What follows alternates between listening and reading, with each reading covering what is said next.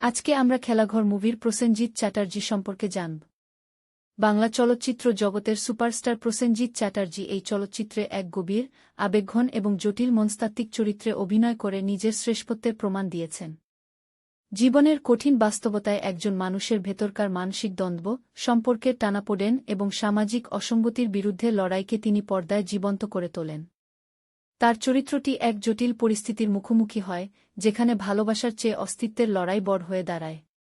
প্রসেনজিৎ চ্যাটার্জি তার চরিত্রটির নিখুঁত রূপায়ণে প্রতিটি অনুভূতি, বেদনা, নীরব ক্ষোভ, আশা এবং ভালোবাসাকে অত্যন্ত সূক্ষ্মভাবে ফুটিয়ে তুলেছেন। কোনো রকম অতিরঞ্জন ছাড়া তার গভীর দৃষ্টি এবং শক্তিশালী অভিনয় গল্পটিকে সাধারণ সিনেমার গণ্ডি ছাড়িয়ে এক অনন্য শিল্পমানে উন্নীত করেছে।